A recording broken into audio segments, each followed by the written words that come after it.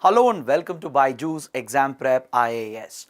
Welcome to our Target Prelims free crash course. So today is the last session of this free crash course.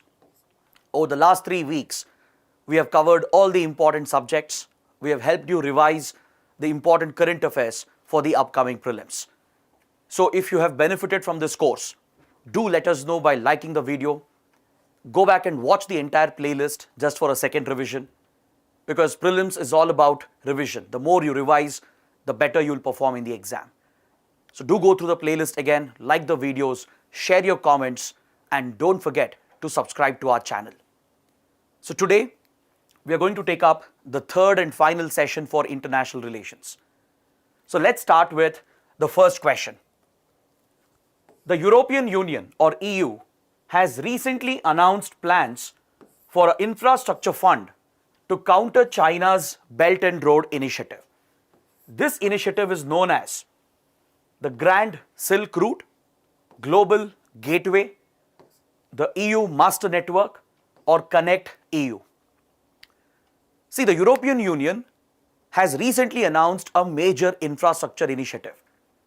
Just last year, the EU announced a plan to invest 300 billion euros in other developing nations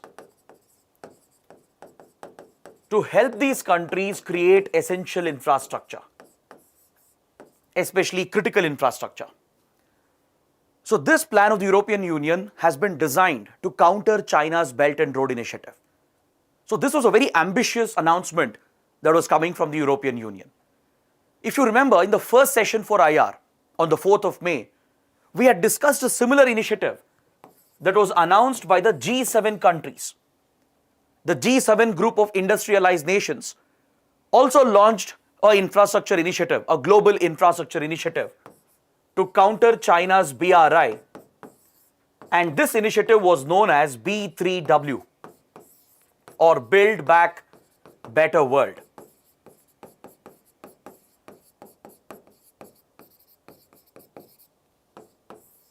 So similar to the G7 initiative to fund infrastructure projects around the world, the European Union has decided to launch a parallel program called the Global Gateway Plan or the Global Gateway Initiative. So since this project is designed to counter China's Belt and Road Initiative, and since it envisions a funding of 300 billion euros, that's a massive amount of funds to be provided by the EU. So that's the reason why the topic can be very, very important for your prelims. So please remember the name of the initiative. It's called the Global Gateway Plan or the Global Gateway Initiative, and it's been announced by the European Union. Is that clear? So this is definitely an important topic for your upcoming prelims. Now let's take a look at the second question. The Ramanakali temple marks a spiritual and cultural connection between which two countries? Is it between India and Sri Lanka, or India and Nepal, India and Bangladesh, or India and Bhutan?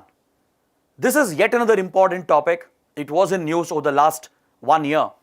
And this temple, it symbolizes the spiritual and cultural connection between India and one of our important neighboring countries.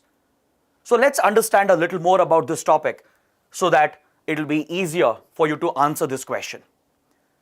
In this picture over here, to my right, you can see the historic Ramanakali temple. It's a sacred pilgrimage site and it is located in Bangladesh. Is that clear? This temple is dedicated to goddess Kali, as the name itself suggests. It was actually built during the Mughal era, during the Mughal period. This temple happens to be a very sacred Hindu pilgrimage site that's located in Bangladesh. It is said to be one of the largest and also the second oldest Hindu temple in Bangladesh. The first happens to be the Dhakeshwari temple in the capital of Bangladesh, that is Dhaka. So these two temples, they mark a cultural, religious connection between India and Bangladesh. So it can be very, very important for your exams. I'll tell you why these temples were in news. especially the Ramanakali temple that you can see in this image over here. This temple was in news because last year, President of India, Ramnath Kovind, he paid a historic visit to Bangladesh, right? He was visiting Bangladesh to mark the 50th anniversary of the liberation of Bangladesh war.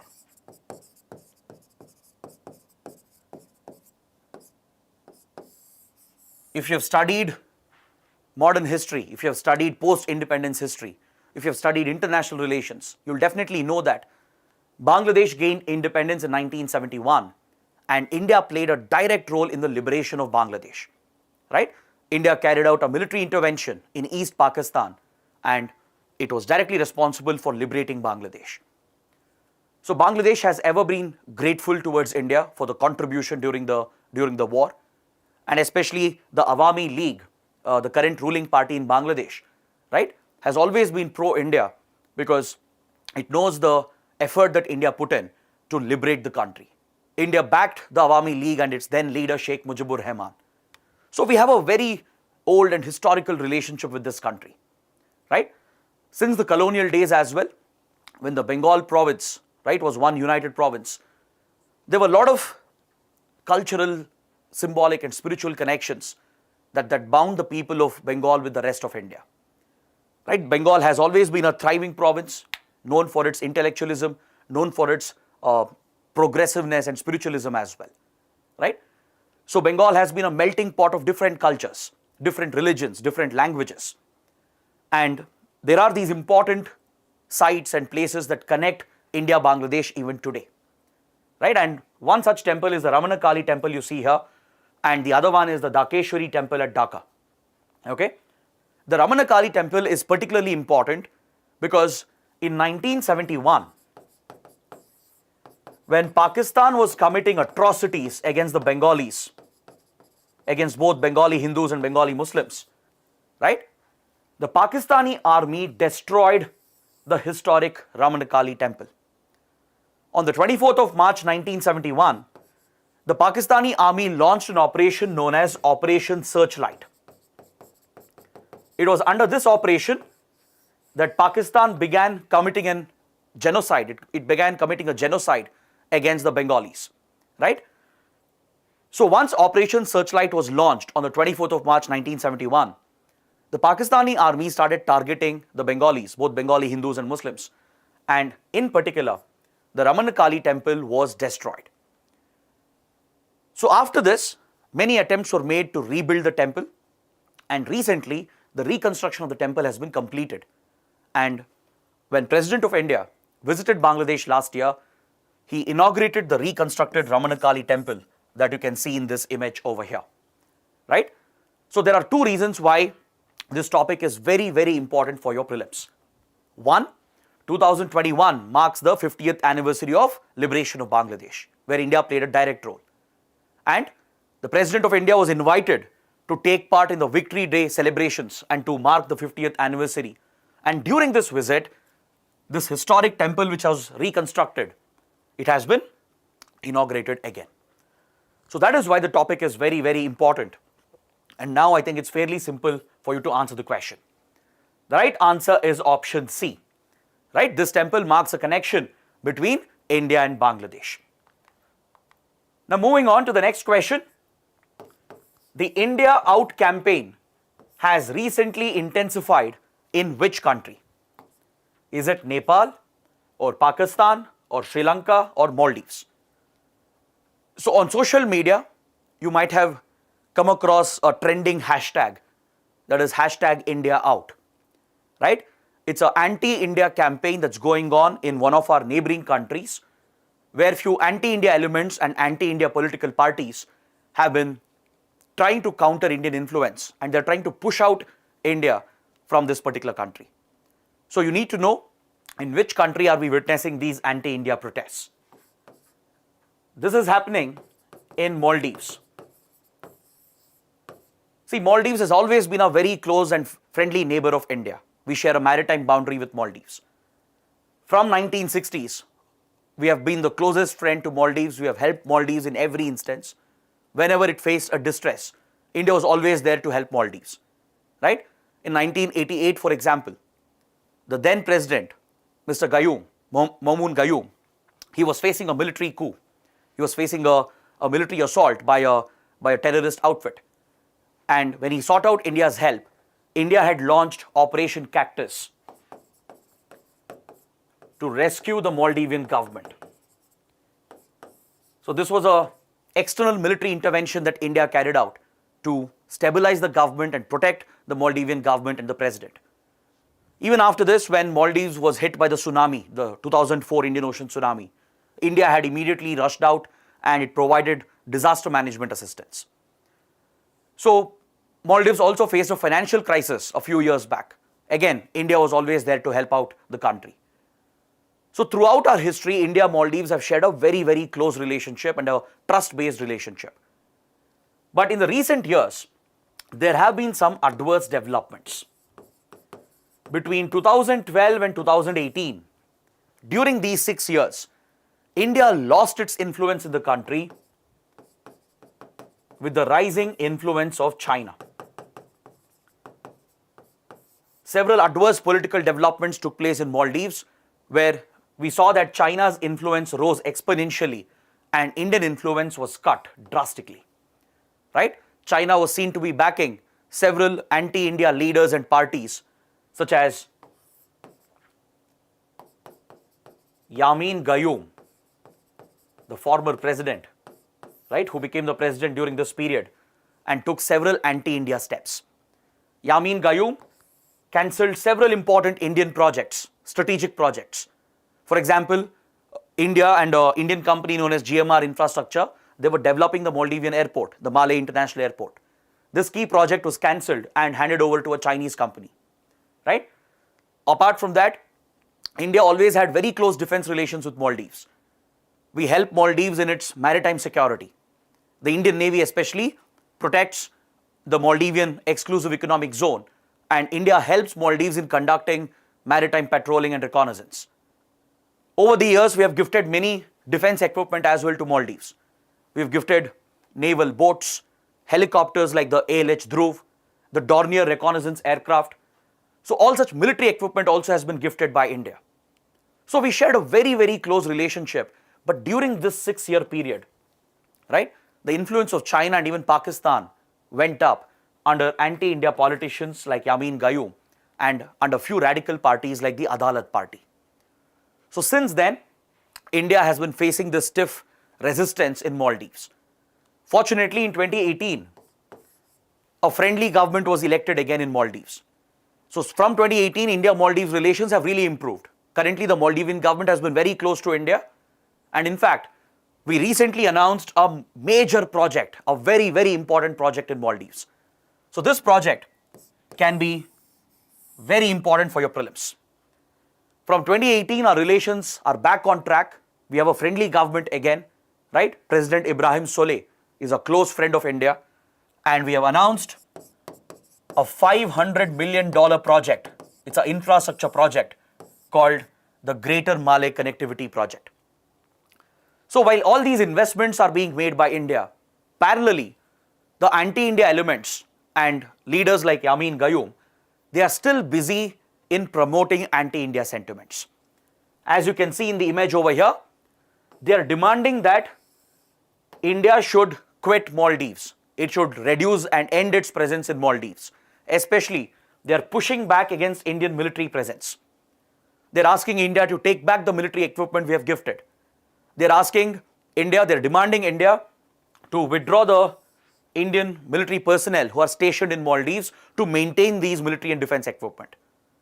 So these protests have gained a lot of traction in the last few months, and it's called the India Out campaign, hashtag India Out, right? Even Indian diplomats have been targeted. The Indian mission in Maldives has been targeted by these protesters. But irrespective of these protests, India, Maldives are proceeding with their close relations, and recently they have announced this strategic project called the Greater Malé Connectivity Project. Okay? I hope you know that Maldives is made up of small atolls, very small islands. It is spread apart. It's an archipelago of islands.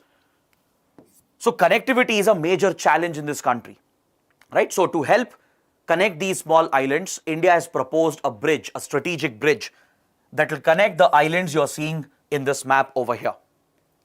Previously, China had built one such bridge called the Sinamale Bridge. When China was influential,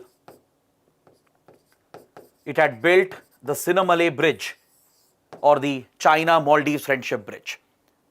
So India is going one step ahead and we are planning to connect multiple important islands with the capital of Maldives, that is Malé over here, right? So this is the vision of India and Maldives under the Greater Malé Connectivity Project. It will connect Malé with Hulumale, Vilingili, Gulifalu, Tilafushi. All these are important islands near the Maldivian capital and they are going to be connected with a sea bridge which will be built and financed by India. So that is why this topic is very important, right? You should know what is the India Out campaign. You should also know a few basic details about the Greater Malé Connectivity Project, right? So now I think the answer is fairly simple. The correct answer is option D, Maldives, right? This campaign, this anti-India campaign is going on in Maldives. Now let's take up the next question. What is the Minsk Protocol seen recently in news? Right? If you're following current affairs, if you're reading newspapers, I'm sure you would have come across this word known as the Minsk Protocol or the Minsk Agreements or the Minsk Accords. So what does it refer to? Is it an agreement which sought to end war in the Donbas region of Ukraine? Is it an agreement to facilitate economic ties between East European countries? Or is it NATO's security guarantee given to Ukraine, or none of the above? What's the correct answer? So let's talk about this topic in slight detail and understand what is the right answer to this question. Let's see what the Minsk Protocol and the Minsk Agreements deal with. See, the Minsk Protocol is related to the Russia-Ukraine crisis that is going on since at least 2014. The Russia-Ukraine crisis is not new. It's been going on since at least 2014, right? It began when Russia annexed the Crimean Peninsula, which you can see over here, right? Russia annexed the Crimean Peninsula in 2014. And following this, Russia and Ukraine have had a very tense relationship. This was all, of course, a result of Ukraine's growing closeness with NATO and the European Union. As NATO was seeking to expand its membership and include Ukraine as a member, and as the EU was also expanding its membership, right? Russia was feeling threatened by the increasing expansionism of the Western countries. So this eventually led Russia to get back at Ukraine, and it punished Ukraine by capturing the strategic Crimean Peninsula. So since then, the heightened tensions have been present between Russia and Ukraine. The crisis has been going on. And following this, Russia even sponsored a separatist war in the eastern part of Ukraine in a region known as the Donbas region. This region which has been highlighted, this is the Donbas region, the Donbas province, right? Within the Donbas province, you have Donetsk and Luhansk, the two oblasts or the two districts where you have a lot of pro-Russian rebels, and they have been backed by the Russian intelligence and the Russian government, and a separatist war has been going on in this eastern part of Ukraine since 2014. So to end this crisis, to bring this civil war in Ukraine to an end and to stabilize the region, a peace format was set up. Peace talks were initiated, and these peace talks were led by a grouping known as OSCE. It's a European security grouping. It stands for Organization for Security and Cooperation in Europe. It's a regional organization focused on security of Europe. So this grouping led a peace talk involving Russia and Ukraine, along with France and Germany. Because France and Germany are the major powers of Europe, right? So these four countries, they got together along with this grouping called OSCE, and they held a series of peace talks to stabilize the situation in the Donbas region, to end the war in Donbas.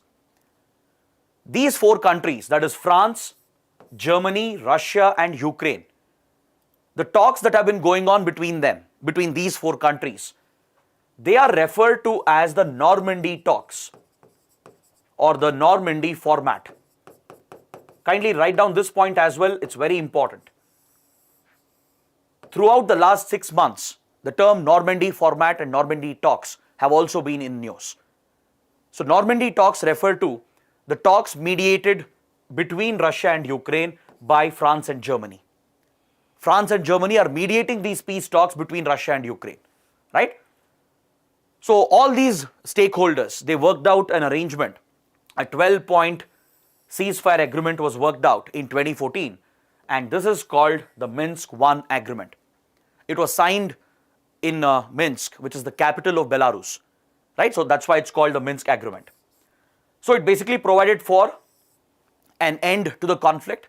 It provided for reconstruction, to stabilize the Donbas region and to put an end to Russia's sponsorship of this separatist war.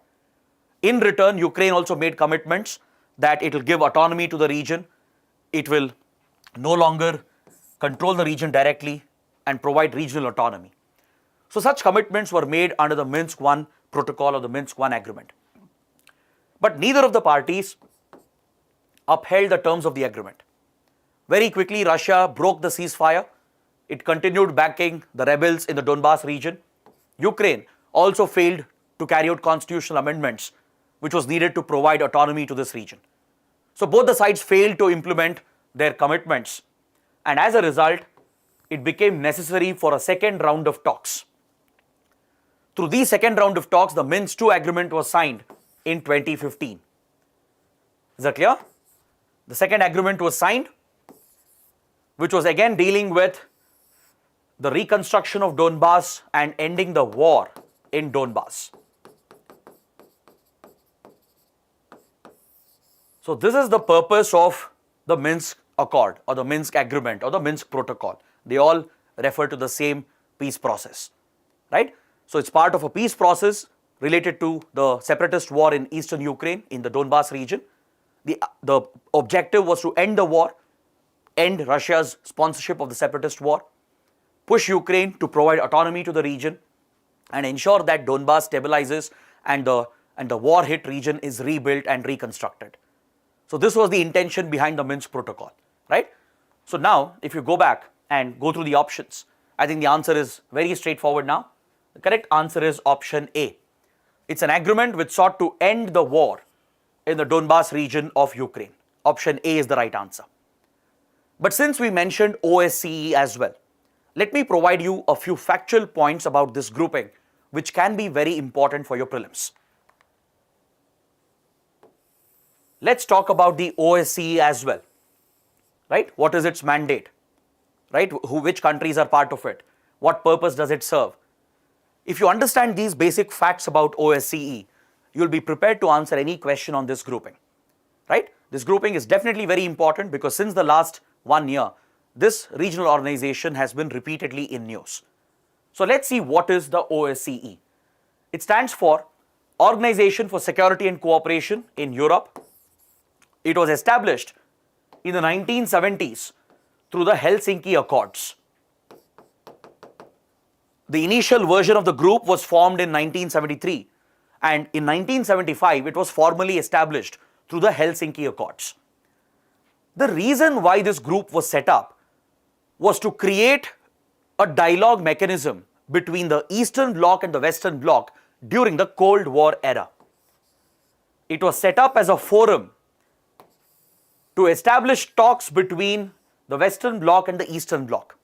That is the bloc led by the Soviet Union and the bloc led by the Western countries.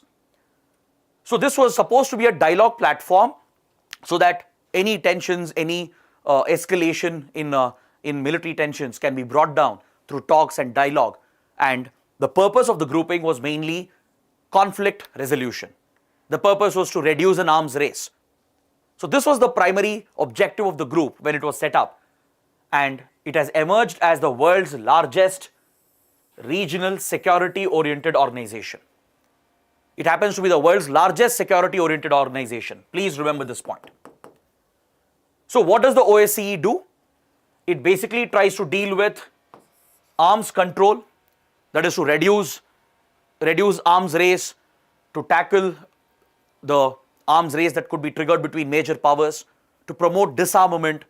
So any arms control related issues are handled by OSCE with specific focus on European region. It also looks at human rights issues arising out of wars and conflicts. It deals with any separatist wars, any insurgencies, terrorism that's affecting the stability and peace of Europe. It also looks at basic rights like freedom of press, especially in a conflict zone. It tries to promote the reintroduction of democracy and elections following the end of conflict in any conflict hit area. So this group clearly has a very big role to play, and it has contributed to the stabilization of Europe over the last 30-40 years. So even during the Russia-Ukraine war, OSCE was in news.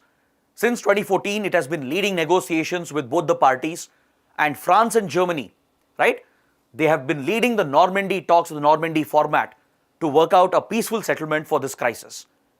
But unfortunately, all the talks failed, and eventually Russia stepped up the tensions, mobilized the troops, and has invaded the country. So this is why OSCE is very, very important. Okay? Today there are 57 member countries, right? Majority of them are European countries, of course, but there are few other countries as well from Asia and North America. You need not remember all the members, it's impossible, right? UPSC would not ask such a question as well. But just know that there are 57 members, but there are outside members as well, from outside of Europe, right? Majority are European countries, but you also have countries from Asia and North America. And it is headquartered at Vienna in Austria, the capital of Austria. So these are some essential facts that you should know about OSCE, right? It's been a very, very important regional organization that has been frequently in news. Now moving on, let's take a look at the question which deals with India-US relations. In the context of India-US relations, what does 2 versus 2 refer to? Right? The question is related to India-US relations. It is asking, what does this term 2 versus 2 refer to? Is it a joint security dialogue between the respective defense and foreign ministers? Is it a military exercise involving the 2 armies and navies? Is it an agri-market access arrangement facilitating the export of 2 agricultural products from each side? Or is it a visa facilitation scheme for students and working professionals? So please take a look. Go through the options once, right? Take a few seconds and try to take a guess as to what could be the right answer. Meanwhile, let me remind you that at the end of the session, do let me know how many questions you were able to get before I could provide you the right answer, right? Post that in the comment section below. Take the total number of questions and how many answers you got right before we could discuss and answer the question, right? So let's keep the session a little more interactive. And also don't forget to like the video, share the video with fellow aspirants, and do subscribe to the channel. If you haven't seen the previous videos of the crash course, go back and watch the entire playlist. I'm 100% sure it will help you in your prelims, and you will definitely come back and let us know how it really helped you in cracking prelims this year, right? So now, before I provide the answer, let me clear a confusion. I'm sure many of you would be confused about option A and option C. Please don't confuse 2 versus 2 with 2 plus 2. Both are different, right? 2 plus 2 dialogue between India and US is different from the 2 versus 2 arrangement between India and US. Both are very, very different initiatives. The 2 plus 2 dialogue that most of you would have studied, this refers to a security dialogue between the 2 defense ministers and foreign ministers, right? In 2018, India-US established this 2 plus 2 ministerial dialogue through which the Defense and Foreign Minister of India simultaneously interact with the Secretary of State and the Secretary of Defense of the United States. So that's a unique platform for both the countries to discuss important defense and foreign policy issues. But the question is not dealing with that. If it was 2 plus 2 that was asked in the question, then option A would have been the right answer. But that is not the case. The question is asking 2 versus 2, not 2 plus 2. So please don't get confused over here. The right answer is option C. 2 versus 2 is a recent arrangement that India and US have created to boost agricultural trade between the two countries. Is that clear? So 2 plus 2 is a ministerial dialogue between defense and foreign ministers. They mainly focus on security and foreign policy issues. Whereas 2 versus 2 is a trade arrangement. It provides agri-market access to both the countries and boosts agricultural trade for both India and US. Under this arrangement, both the countries are allowed special market access for 2 selected agricultural commodities. So India can choose 2 commodities which will get preferential access in the American market. Similarly, the US gets to choose 2 agricultural products which will be given preferential market access in the Indian market. So this trade arrangement is called 2 versus 2. It was worked out recently, just last year, in the month of November, December.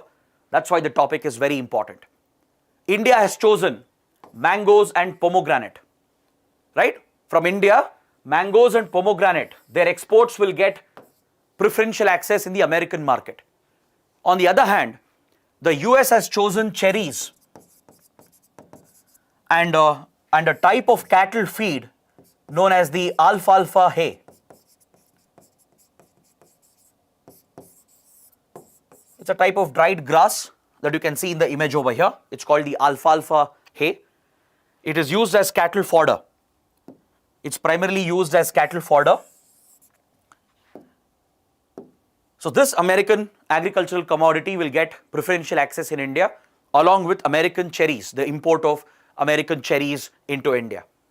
So these are the 2 agricultural commodities chosen by the respective countries and they will get preferential access in the other market.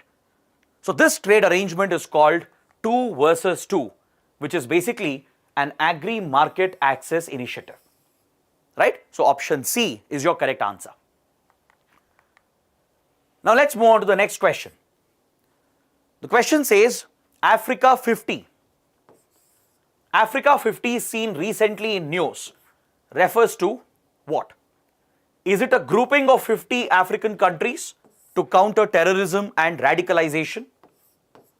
Is it an infrastructure investment platform founded by the African Development Bank and African states?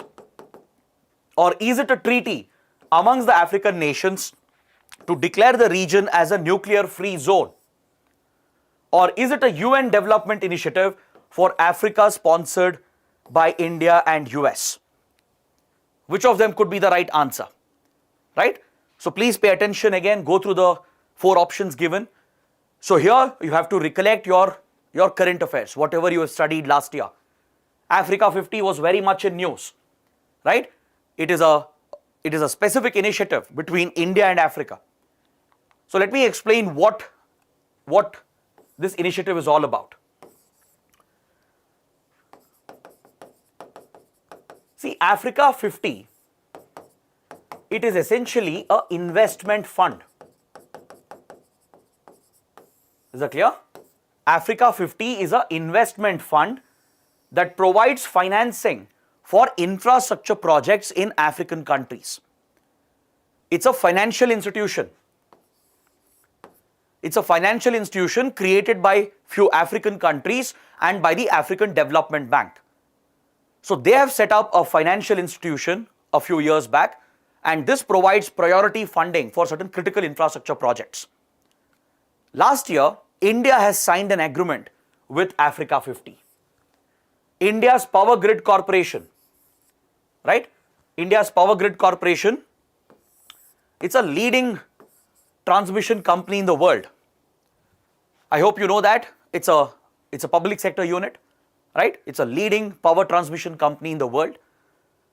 So the Power Grid Corporation of India Limited has signed an important agreement with this financial institution in Africa known as Africa 50. This provides for a joint partnership between India and African countries, especially with Kenya. Through this agreement, India is looking to help Kenya in establishing a power transmission project which is critical for the Kenyan economy. It will be a public private partnership project, right? India will be providing the technical assistance. The Power Grid Corporation of India will offer technical assistance to the Kenyan government and the Kenyan authorities, and this entire project will be funded and financed by Africa 50 along with India. So India will be part of the financing mechanism, and along with that, India will also be providing technical assistance so that this critical project can come up in Kenya. It's a power transmission project. Is that clear? The financing is coming from this institution known as Africa 50. It basically provides capital, it provides loans. It basically tries to bridge the gap in funding for infrastructure projects in African countries. It was set up by a few African states, by around 28 African countries, along with the African Development Bank or AFDB. So these entities, 28 African states, African Development Bank and few other institutions, they established Africa 50 as an infrastructure platform, as a funding platform for infrastructure projects. It invests in these infrastructure projects in Africa. It is critical for the economic development of Africa. So for many years, Africa 50 has been funding such projects, and India has joined this institution to offer more financial and technical assistance to take up a specific power transmission project in Kenya. So that is why this institution known as Africa 50 was in news. So now, you tell me what's the right answer. The correct answer is option B. It's an infrastructure investment platform founded by African countries and the African Development Bank. Option B is the right answer. Before we move on to the next question, I would like to talk a little more about India's relations with Africa and specifically the kind of investments that India has made in Africa over the years. Now, this could be very important for prelims because of late, in the last 10 years or in the last 10 to 15 years, India has been giving a lot of priority to its African diplomacy, right? Africa is hit by many challenges, many developmental challenges.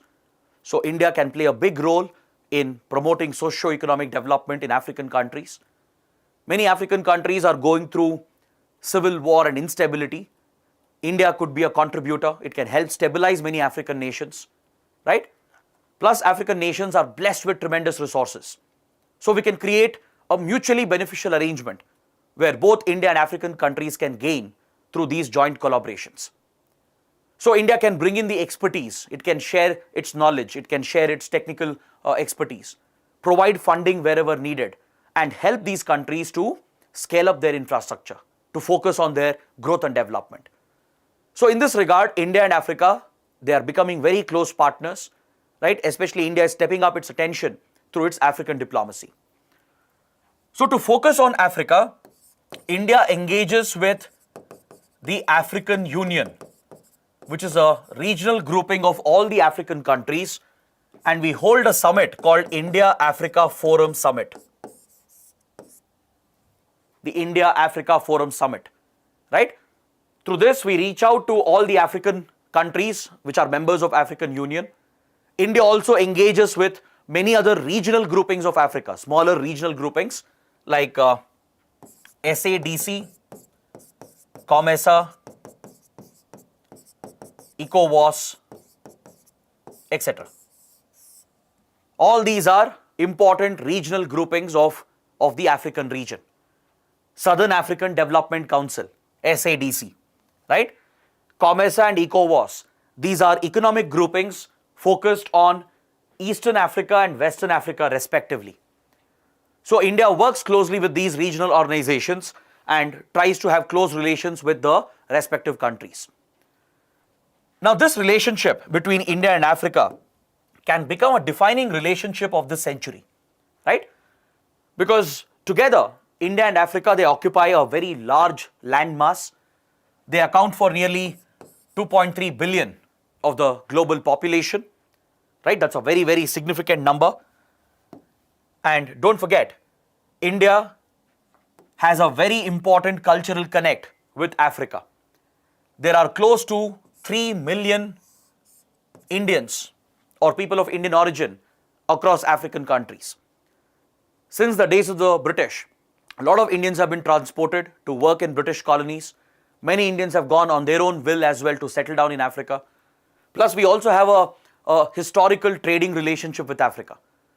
So, over the period of time, thousands and lakhs of Indians have migrated, they have settled, and today the Indian diaspora, the Indian community, is more than 3 million strong across African countries. Similarly, Africans also depend on India. There are more than 50,000 Africans in India. They mainly come to India to study in Indian colleges. They also come for medical care, health care, right? India is a very popular health tourism destination for African patients. So there exists this close cultural and people-to-people bond between India and Africa, right? Today, our bilateral trade has crossed $70 billion. That's quite an impressive amount. And we plan to scale this up even further. And there are many Indian companies which are investing heavily in Africa, especially in countries like Nigeria, in Ethiopia. Okay? Indian companies have invested heavily. In Nigeria alone, Indian companies happen to be the second largest employer. In countries like Ethiopia, Indian agricultural companies and food processing companies, they are purchasing land, they are leasing agricultural land to grow crops in Africa so that we can ensure the food security of both Africa and India. So such unique relations are being built. Plus, India also deploys its troops in many African countries as part of the UN peacekeeping mission. Like I said, many African countries are hit with civil war, right? For example, the DRC, Democratic Republic of Congo. So these countries, they go through long periods of war and instability and conflict, and the UN peacekeeping forces are deployed.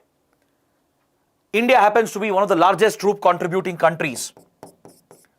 So there are at least a few thousand Indian soldiers deployed on the ground in African countries who are helping in stabilizing the African region, right?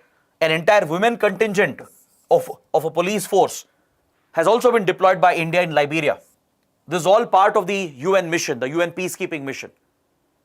Till date, India has brought in around $7.5 billion as investments in Africa.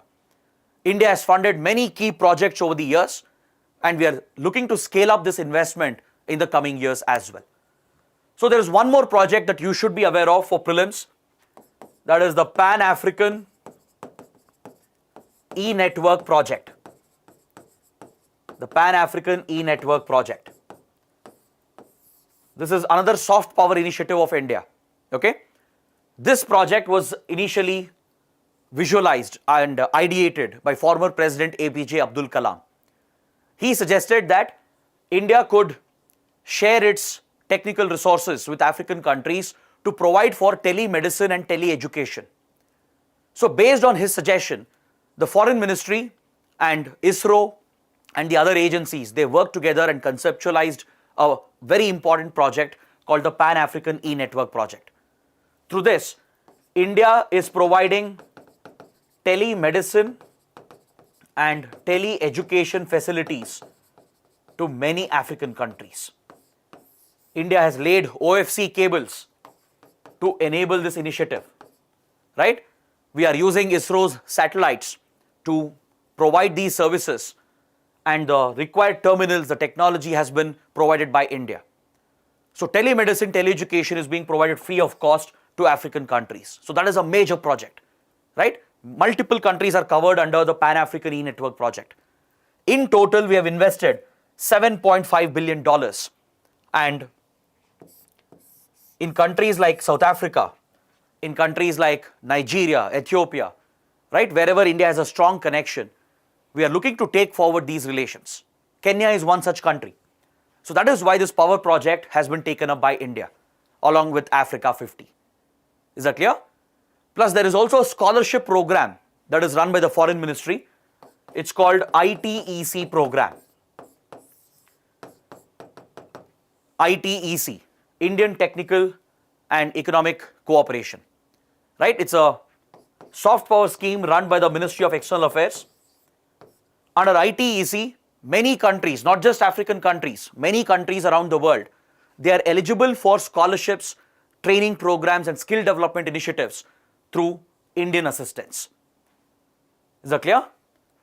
This scheme is offered to many developing nations and underdeveloped nations around the world.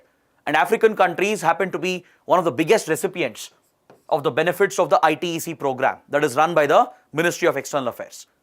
So all these projects, initiatives and development initiatives of India that are particularly focused on Africa can be very, very important for your prelims. So that is why I wanted to have a short discussion so that we could cover a few more important points like Pan-Africa E-Network project, the ITEC program, the presence of Indians in Africa, the kind of projects India is taking up, right? And also you should have a familiarity with the important groupings of Africa, right? So with this, we'll answer this question and we'll move on to the next topic, right? Africa 50 is basically an infrastructure investment platform set up by African countries and the African Development Bank. Option B is the correct answer. Moving on, we'll take a look at a question related to Prawasi Bharatiya Divas. Consider the following statements with regard to Prawasi Bharatiya Divas. It is marked on 9th January to symbolize the return of Mahatma Gandhi to India from South Africa in 1915. It was held every year since 2003, but from 2015, it is celebrated every 2 years. Its aim is to connect with the Indian diaspora and recognize their contributions to the development of India. So you need to check which of the given statements are correct, right? The topic is related to Prawasi Bharatiya Divas. It's related to the Indian diaspora, the Indian community abroad and their contribution to India's foreign policy. So here you should know all the important facts about Prawasi Bharatiya Divas because every year in January, on the 9th of Jan, the Prawasi Bharatiya Divas is marked by the government of India. Okay? This event, right, the Prawasi Bharatiya Divas, this event symbolizes the return of India's greatest NRI, non-resident Indian, who's none other than Mahatma Gandhi himself. At one point, Mahatma Gandhi had migrated from India, he had settled in South Africa. As a lawyer, he was playing a leading role in fighting back against colonial policies in South Africa and in other African countries. In modern history, you would have studied his contribution, right, to help the Indian workers in South Africa and other African countries. So from here, he would come back to India, he would return to India, and he would play a leading role and a stellar role in India's freedom struggle, right, to emerge as India's the father of the nation. So his contribution to India's freedom struggle has been immense, and in general, his philosophies, his ideas, they have contributed immensely to global peace and stability, right? So he is generally considered as the greatest NRI, right? Whoever came back to India, his contributions, they are remembered and recognized to this day. And that is why the specific date was chosen, 9th of Jan. It's on this day that Prawasi Bharatiya Divas is marked, because it was on this day in 1915 that Mahatma Gandhi returned back to India from South Africa. Is that clear? So clearly the first statement is correct. It is organized by the Ministry of External Affairs. It's a major event, and from 2003, that's when it was launched. From 2003, it was being held every year. Every year there would be a large conference. Indian community from abroad would be invited, right? There would be a lot of cultural exchanges, and those who have contributed to India's national interests abroad, they would be even recognized with awards during this conference and during this ceremony. But from 2015, this event has been revised. It has been revised, and there is a change in the schedule. Now it is not held every year, it is held once in every 2 years. the big conference, the event which is held, the Prawasi Bharatiya Divas, right? That event is held once in every 2 years. But every year there is a theme-based conference that takes place, right? The whole purpose of this initiative is to reach out to the Indian community abroad, to reach out to the Indian diaspora, build connections with them, use them as India's cultural ambassadors in our foreign policy, and also to recognize their contribution. Because the Indian community abroad, they are promoting Indian influence, India's soft power influence. They are helping us leverage our influence on foreign governments and foreign countries, right? Because they could act as a pressure group. They could push Indian interests, Indian foreign policy agenda in other countries. Plus, they are sending back precious remittances back to their families in India, which is critical for the Indian economy as well.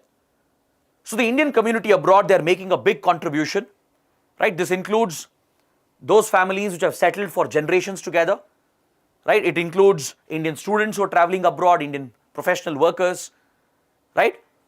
So this Indian community which resides abroad is playing a key role in Indian diplomacy. In fact, India receives the world's largest remittances. Indian diaspora community is so strong and influential around the world, in countries around the world, that India has emerged as the world's largest recipient of remittances. We get close to $80 billion every year from abroad, from the Indian community. So that's a big contribution. So to recognize their efforts, to honor the leaders of the Indian community, this event is held. And so the third statement is also correct. So 1, 2, 3, all the 3 given statements are correct. Option D is your right answer. Is that clear? So just go through the points again and kindly note down these important facts about Prawasi Bharatiya Divas. Now moving on to the next question. Which of the following statements are correct? This is related to the Genocide Convention, which has been in news since the last 1 year. The Genocide Convention is again very important, a very trending topic. There are 2 reasons why the topic is in news. So first, let me give you the context, why this topic is important, and then we'll go through the question. And we'll also have a small discussion on the Genocide Convention, right? This topic is in news because one, under the Genocide Convention, a case has been filed against Myanmar last year, alleging that a genocide has been committed against the Rohingyas by Myanmar government. This case was filed at the International Court of Justice, the ICJ, that we discussed yesterday. The case has been filed by an African country, Gambia. This West African country called Gambia has filed a case at the International Court of Justice alleging that Myanmar's government and its army, they have committed a genocide against the Rohingya Muslims, who are a minority population in Myanmar. This topic is of direct relevance to India because India has a very close relationship with Myanmar, right? Irrespective of the internal political situation in Myanmar, we have maintained very good friendly relations with the country. We have a very good equation with Myanmar's army despite the military rule and the violation of democracy and fundamental rights. Generally, India doesn't criticize Myanmar no matter what the violations that are happening in the country. Even when Rohingyas were targeted, right? Even when Rohingya Muslims were targeted by the army and by radical Buddhists, India largely took a neutral stand and it wouldn't interfere in the internal matters because it was of strategic importance for India to maintain good ties with Myanmar, right? Because otherwise, if India offends Myanmar and the army, India might lose its influence, which could benefit China, as China is already the most influential and dominant power in Myanmar. So due to these geopolitical considerations, India has maintained a neutral stand on Myanmar and we don't have any criticism against Myanmar's government. This is even after grave atrocities were committed against Rohingyas, right? Myanmar has repeatedly targeted the Rohingyas, it has rendered them stateless, snatched away their citizenship, and repeatedly there have been targeted violence against them, communal violence against them. So it has triggered a humanitarian crisis in the region, in the Bay of Bengal region, and lakhs of Rohingyas have fled the Rakhine state of Myanmar and they have sought refuge in Bangladesh and also in India. Recently, India had taken a hostile stand against Rohingya refugees. Right? India said will not allow Rohingya refugees anymore into the country, and India even said Rohingyas can be a security threat. So this stand of India against the Rohingyas who are going through a humanitarian crisis, and this stand of India where it favors Myanmar's government, right, creates a complexity for us when such cases are filed against Myanmar, that too at the International Court of Justice. So this African country, Gambia, had filed the case alleging that Myanmar had committed a genocide against the Rohingyas. So that's one reason why the topic is so important. The second reason is because of the Russia-Ukraine war. Following the Russia-Ukraine war, following Russia's invasion into the country, war crime allegations have been raised, along with allegations of a genocide. Many attempts are being made to file these cases against Russia as well, alleging that Russian forces are committing a genocide against the Ukrainians.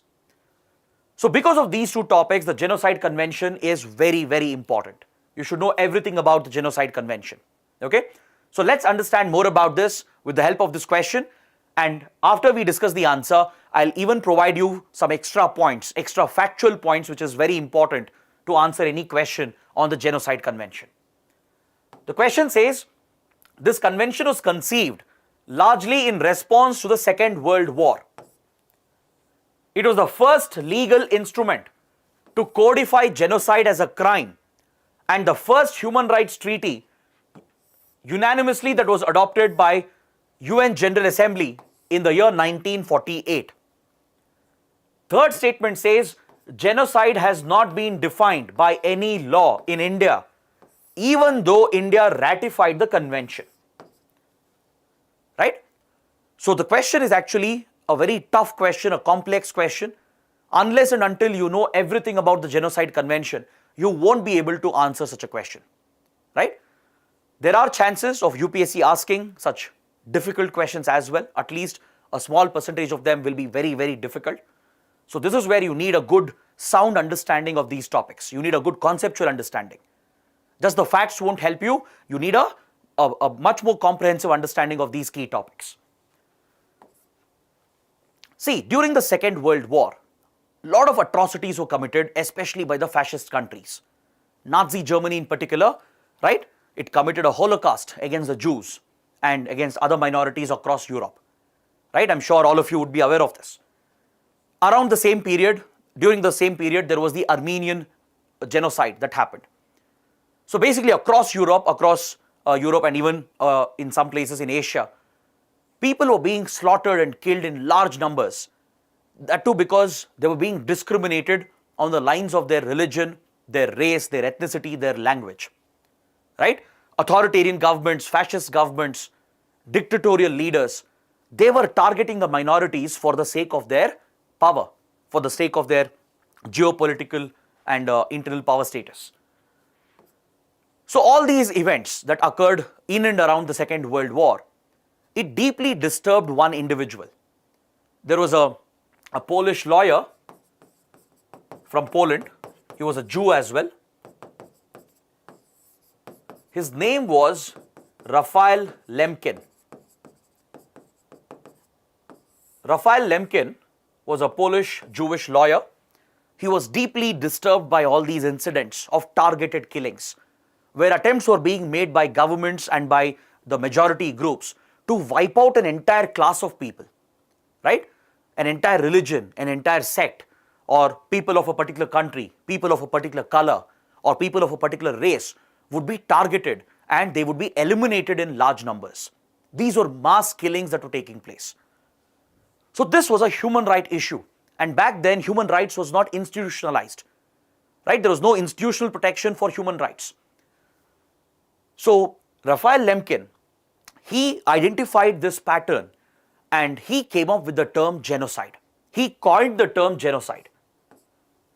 It basically refers to, the term genocide, it refers to an intentional effort to completely or partially destroy an entire group based on their national identity, their ethnic identity, their race, their religion, their language, etc.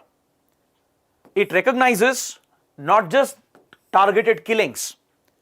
It recognizes not only the mass killings and targeted killings, but also any attempt to impose birth control, to forcefully transfer children out of that region, right? Any incitement of such grave offenses which is targeted against an entire community to prevent their survival, to wipe out their existence, such crimes are constituted as genocide. Is that clear? Even any targeted attempts at birth control to ensure that that community doesn't grow in the future, or to push out that community, forcefully push the children especially, or of course the targeted attempt to kill in large numbers and wipe out that community. All these attempts, which is done in an organized manner, is referred to as a genocide. So this definition, this term was brought out by Raphael Lemkin, and he started pushing for a movement to recognize genocide as an international crime. So this led to discussions between the countries, and after the Second World War ended, finally the countries started acting together, and under the United Nations, which had been recently formed in 1945, the Genocide Convention was brought out. So clearly the first statement is correct, and the second statement is also correct, because this happens to be the first legal instrument which codified genocide as a crime. It legally recognized genocide as a crime. It's part of international law. And this happens to be the first human rights treaty that was unanimously adopted by the UNGA in the year 1948. No country opposed it. Every country unanimously adopted this convention, right? This was even before the Universal Declaration on Human Rights, the UDHR. The UDHR came much later, came a few years later, the Universal Declaration on Human Rights. So the Genocide Convention of 1948 happens to be the first human rights treaty, the first international instrument to codify genocide, and it was unanimously adopted by the UNGA. Is that clear? So the Genocide Convention, it came into force from 1959. From 1959, it came into force, and India has signed it, and we have ratified it. Is that clear? India signed it in 1949, and we ratified the convention in 1959. So since then, we have an obligation under the Geneva Convention, under the Genocide Convention. See, this convention is such that it has been designed in such a way that even those countries which haven't signed it or ratified it, even they are under obligation of the Genocide Convention, right? Because this provision, the provision of treating genocide as a crime and punishing the perpetrators, it has been accepted as a part of international customary law. It has been accepted as a part of international customary law. Even tribunals like ICJ, the International Court of Justice, and various other tribunals, they have recognized this as an international crime. They have incorporated this into their law books, into their judgments. And whether a country joins the convention or not, every country has an obligation under the Genocide Convention. Is that clear? And those countries that are part of it, that have signed and ratified it, they are generally expected to introduce these provisions into their national laws as well. That is, into their national legislation. Understood? So basically, the countries that sign and ratify it, they generally have to introduce these provisions through a national law. They have to declare genocide as a crime, list out the punishments as prescribed by the Genocide Convention. And even those countries which haven't signed it, which haven't ratified it, even they have the same obligation. They are completely obligated under the convention, because genocide is treated as a part of international customary law. It is a crime whether you accept it or not, right? So the perpetrators can be prosecuted for this, they can be arrested, they can be punished. The perpetrators could be anyone. It could be the state, it could be the government, it could be the security forces, or it could be individuals, private organizations, leaders, even those with diplomatic immunity. Any individual, any organization associated with such targeted violence will be liable for prosecution and punishment as per the Genocide Convention. So that is why it is such an important global treaty, right? It was one of the first human rights treaty adopted by the UN, recognizes genocide as a crime, and it is an obligation on every country, not just on those countries which have signed and ratified it. So those who have accepted the Genocide Convention, they have to introduce the provisions into their national law, national legislation. However, India has not introduced any such provision into its national law. For example, we don't have any specific law in India that recognizes genocide or defines genocide as a crime, right? But we have signed and ratified it. We are obligated to all the provisions. We recognize genocide as a crime. But however, it is not explicitly defined. It is not explicitly recognized or defined by any legislation in India, right? So there are demands every now and then that India should bring out a law, because many countries have done it. They have brought out separate laws to recognize genocide and declare it as a crime. The government of India says that current provisions are enough. We don't need a new law. The government's argument is that existing laws like Indian Penal Code, Criminal Procedure Code, IPC and CRPC, these provisions are enough to cover even genocide-related crimes, according to the government of India. But there are others who argue that India should have brought out a law to fulfill its entire commitments to the Genocide Convention. So that is why this topic is also in news, this point especially. So please note, India has signed and ratified it, but we haven't defined it explicitly through any national law. So all three given statements are right. Option C is the correct answer, 1, 2 and 3. Now moving on to the next question, I4F initiative for collaboration in the areas of research and innovation has been set up between which two countries? I4F. See, I4F stands for India-Israel Industrial Research and Development and Technological Innovation Fund. It's a dedicated fund that has been created for research and innovation for joint R&D and technological projects between India and Israel. It was set up a few years back, and last year there was a meeting in which the scope of this fund has been expanded even further. Many new research projects, many new technological projects, joint collaborative projects have been added under the I4F initiative.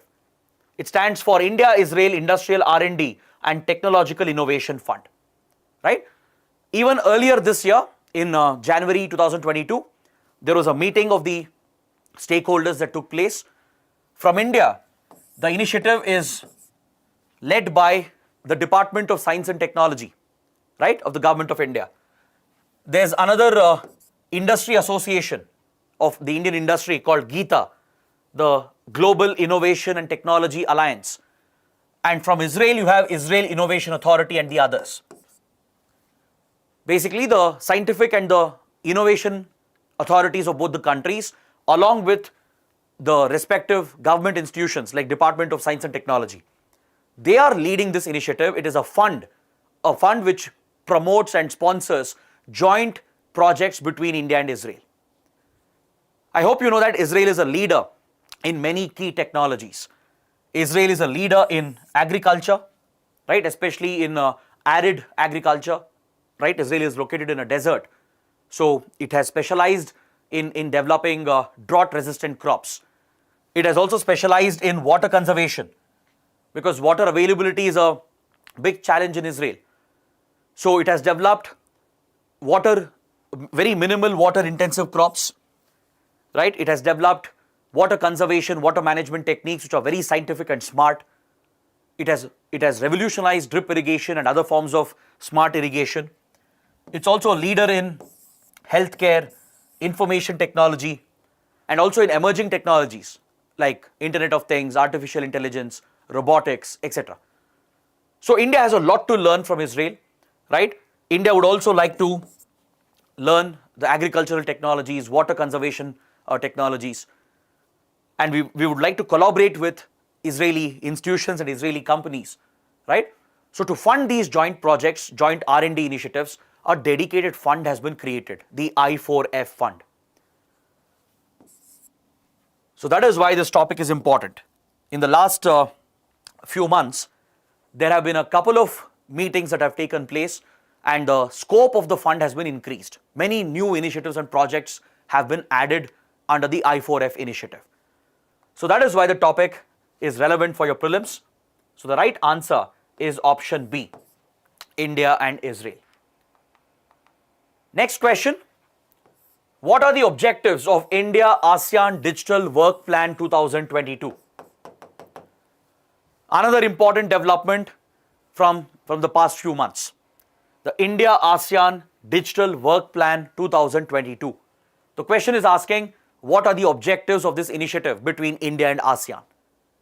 I'm sure you know that under India's Look East Act East policy, we are closely engaging with our Southeast Asian partners and East Asian partners. Especially with ASEAN Group, which is a regional group for Southeast Asia, India has a very close working relationship. So last year, India took part in a summit of the ASEAN Digital Ministers. It's called the ASEAN Digital Ministers Meeting, right? The 10 ASEAN countries, the 10 Southeast Asian countries, they send their respective ministers who are dealing with technology and digital communication, basically the telecom ministers, right? So they have been meeting since the last 2 years and they are discussing joint strategies for the ASEAN region with regard to digital connectivity, digital communication, etc. So last year, the second such meeting was held. Before that, the first inaugural summit was held. This is a meeting of just the ASEAN ministers, the ASEAN digital ministers. But India is also invited because India is a close partner of these countries in many areas of technology and connectivity. So during the second summit, during the second ASEAN digital ministers meeting, India and ASEAN have announced a new initiative. They have set up the India ASEAN Digital Work Plan 2022. When the second meeting took place, India and ASEAN together announced this digital work plan and it focuses on certain areas. So you need to check whether the correct options are given over here. So does it have the objective to combat the use of stolen and counterfeit mobile handsets? Does it have the objective to promote nationwide public internet access? Does it focus on capacity building and knowledge sharing in emerging technologies like IoT, 5G, satellite communication, cyber forensics, etc.? What is the objective of this digital work plan? See, all the three given options are correct. Option D, 1, 2 and 3 is the right answer. Through this initiative, India and ASEAN countries are working together to tackle the threat, the security threat posed by stolen mobile phones and digital devices. So the first one is definitely correct. To combat against the misuse of stolen mobile phones and counterfeit, that is fake handsets. So this is definitely one of the objectives of the digital work plan. Second, they are looking to leverage Wi-Fi technology to provide for nationwide public internet access. Many ASEAN countries are leaders in certain technological domains. India is a massive market as well. So there is a joint collaboration here under this work plan to provide nationwide internet access, public internet access. And these countries are looking to India. They are looking towards India for help in other emerging technologies and ICT technologies. Right? India is a startup hub, a hub of technology and innovation, a hub of ICT technologies as well. So India and ASEAN are working together in these emerging fields like Internet of Things, 5G, artificial intelligence, cyber forensics, etc. So all three are correct. Option D is the right answer. It's a factual topic, but very important because it was announced very recently, right? Just a few months back, the initiative was announced by the two countries, by India and by the ASEAN group. So now let's move on to the next question. Which of the following statements are correct? This question is related to China and one of China's initiatives. The question says, China's 16+1 initiative is focused on Southeast Asia and East Asia. Second statement says Japan has recently quit this initiative. So you need to check whether these statements are correct. So first you need to know what is this 16+1 initiative. See, the 16+1 initiative of China, it is actually focused on Central Europe and Eastern Europe. It's not focused on Southeast Asia and East Asia. So that's why the first statement is incorrect. Through this initiative, China is reaching out to these countries to promote its Belt and Road Initiative and to promote its investments and infrastructure projects.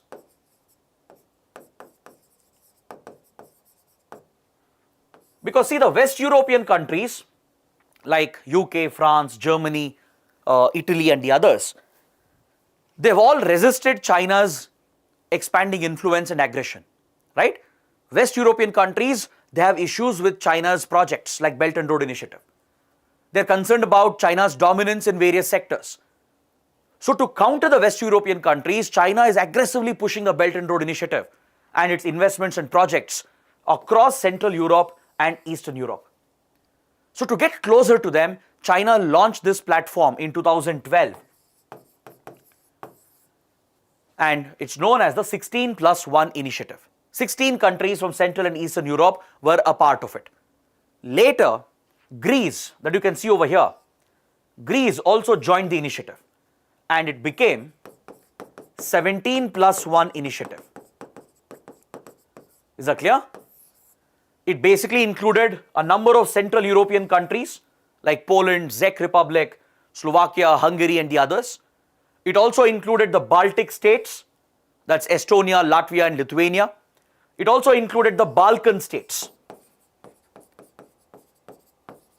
right? The Balkan states from the Balkan region, where you have the Balkan mountains and the Balkan peninsula. Countries like Macedonia, Albania, Greece, Croatia, Bosnia, Herzegovina, Serbia, all these are the Balkan countries. So they all joined this initiative along with the Baltic countries. So after Greece joined the initiative, it was 17+1 initiative. But recently there has been a very, very big development. China has picked an issue with one country, with one East European country, that is Lithuania. A crisis emerged between China and Lithuania. And following this, Lithuania decided to quit this initiative. So Lithuania has dropped out. So it has gone back to being the 16+1 initiative. Is that clear? That is why the topic was in news. Now, why did Lithuania have an issue with China? See, Lithuania has always been very close to Taiwan, right? China has always pushed countries to not recognize Taiwan and not to have ties with Taiwan. It has aggressively pushed its so-called one China policy. It expects every country to recognize that there is only one China and accept the one China policy.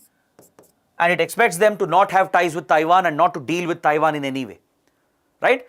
Mainland China, which is ruled by the PRC, the People's Republic of China, it looks at Taiwan as an integral part of Chinese territory, as China's sovereign region, and it puts pressure on other countries to not recognize and deal with Taiwan. But since many years, Lithuania has a history of ties with Taiwan, and recently Lithuania allowed Taiwan to open a representative office in Lithuania. So China saw this as a violation of its one China policy and it retaliated against Lithuania. It banned trade with Lithuania, banned all imports from Lithuania. Following these tensions, Lithuania quit this grouping called 17+1 initiative, right? It quit this initiative led by China and it returned to being the 16+1 initiative again. So that is why this grouping is important. It's a China-led forum. It's a China-led grouping of Central and East European countries to push Chinese projects, Chinese investments, which are part of Belt and Road Initiative, right? So it was 16+1 to begin with, to start when it was started in 2012. Greece was added later, but now Lithuania has quit, and it has again gone back to being the 16+1 initiative. So now you can easily answer the question. Both the statements are incorrect.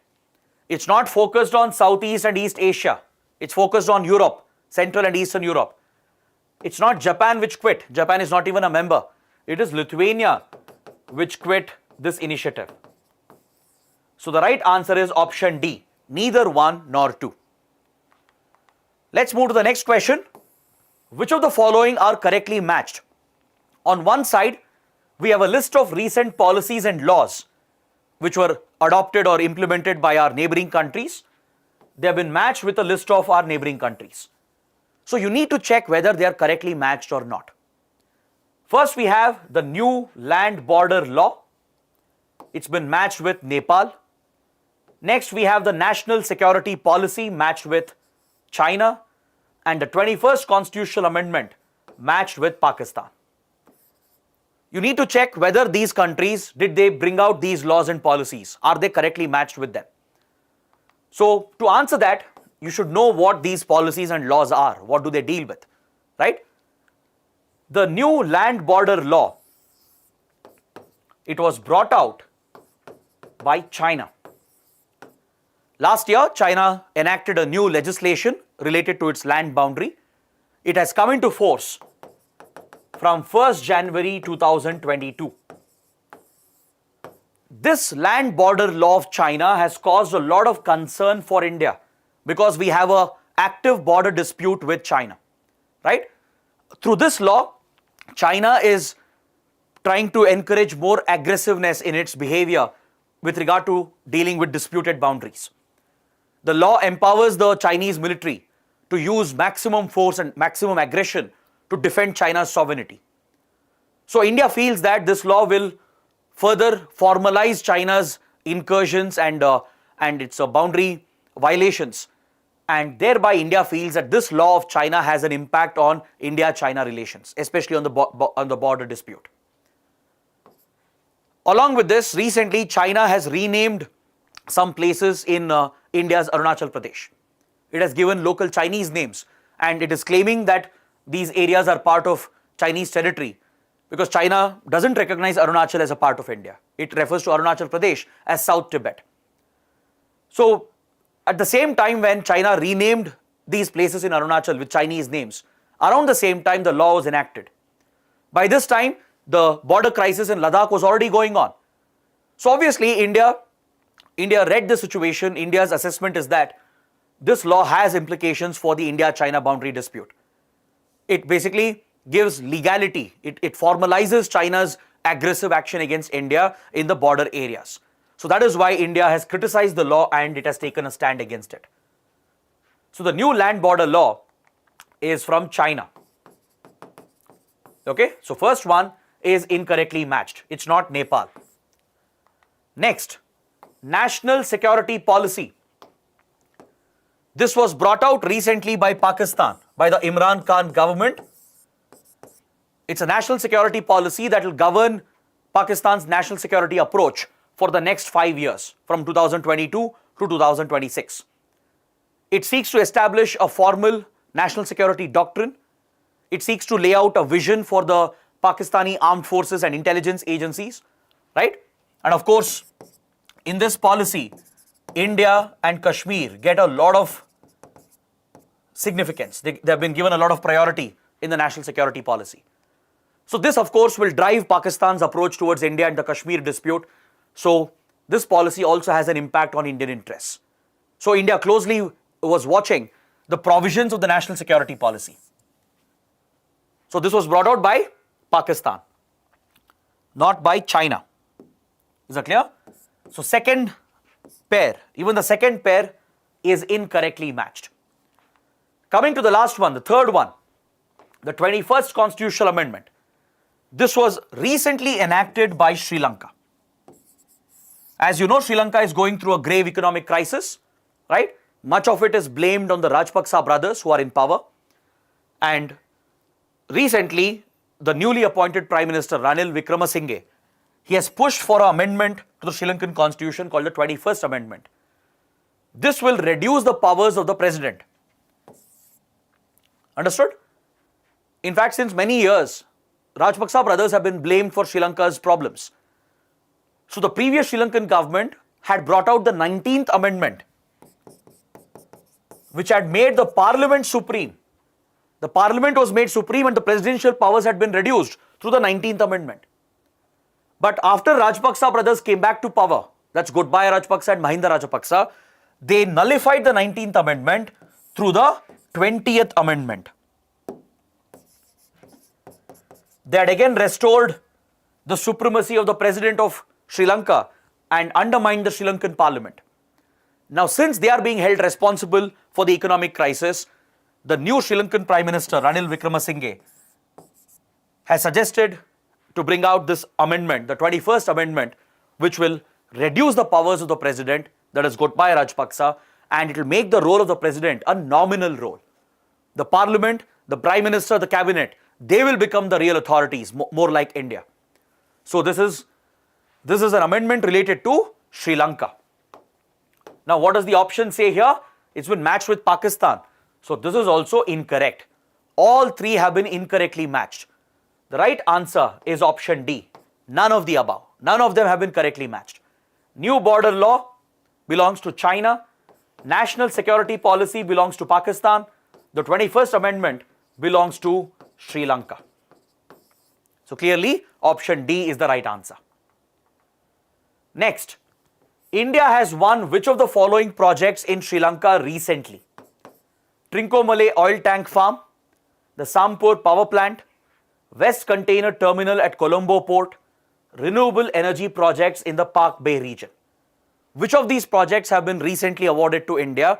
And you need to identify whether these projects, right, have they been awarded to India by the Sri Lankan government.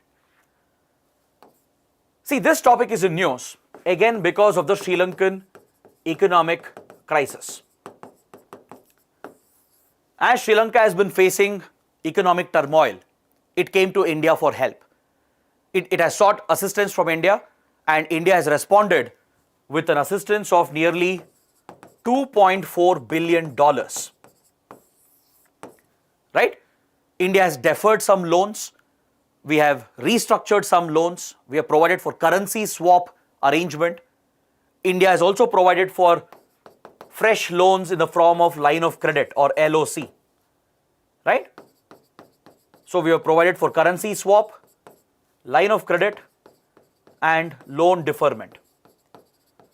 So by providing this assistance, India helped Sri Lanka to withstand the economic crisis. So this gave India a leverage to push the Rajapaksa government to hand over key projects to India. Until then, Rajapaksa government was hesitating to involve India in these important projects. But after the economic crisis started and after they sought India's help, India gave the assistance, but in return, it used that as a leverage and it has gotten itself all the key projects in Sri Lanka. Right? All the four mentioned here, all the four have been awarded to India. So option D is the right answer. You should know where these projects are located. What do these projects deal with? See, this is where Trincomalee is located, the Trincomalee Port, a strategic port. Over here, there is an oil tank farm of the World War era.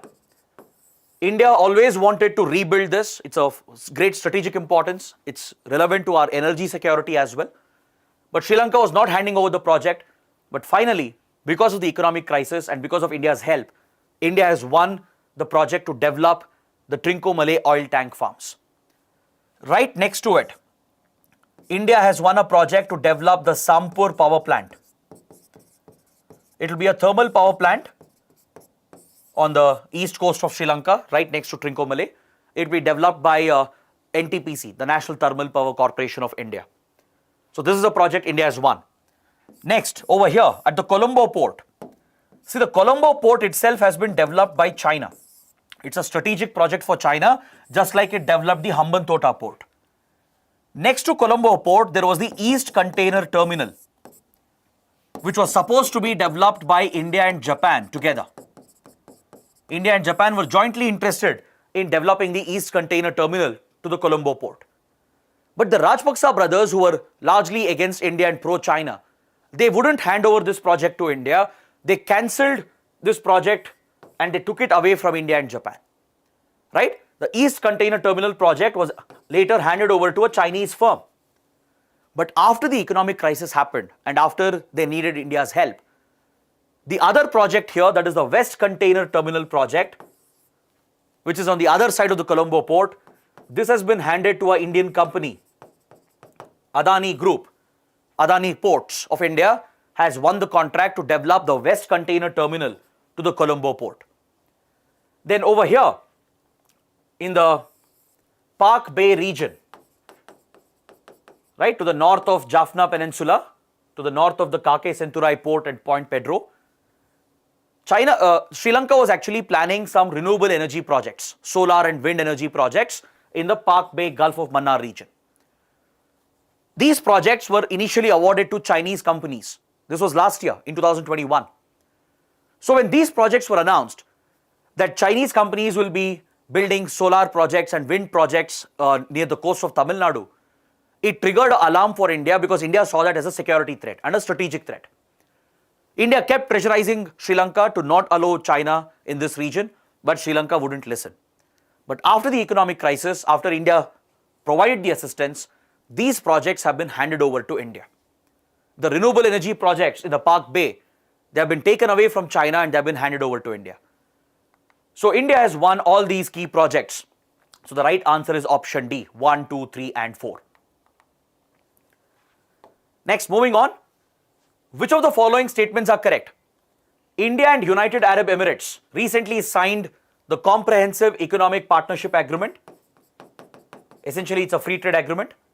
It covers trade in goods, services, investments, competition and IP rights, that's intellectual property rights. India's gold and jewelry industry is expected to benefit the most out of this FTA. So you need to check which of these statements are correct. See, this is a historic development that happened earlier this year, just a few months back. India and UAE have signed a free trade agreement called Comprehensive Economic Partnership Agreement. This will take our economic relationship and bilateral relationship to the next level. The UAE is already one of India's largest trading partner. It's a key supplier of energy to India, right? It's a major investor in India. Our bilateral trading volume is already at around $60 billion. Every year, our bilateral trading volume is around $60 billion. We are looking to scale this up to $100 billion and beyond. That's the vision of India and UAE. We want to take the bilateral trading relationship to more than $100 billion. And we want to make UAE India's most important trading partner. This is a mutually beneficial deal. It covers goods, services, investments, and all other aspects of trade, like IP rights, competition issues, etc. This will facilitate the easier flow of investments from UAE into India.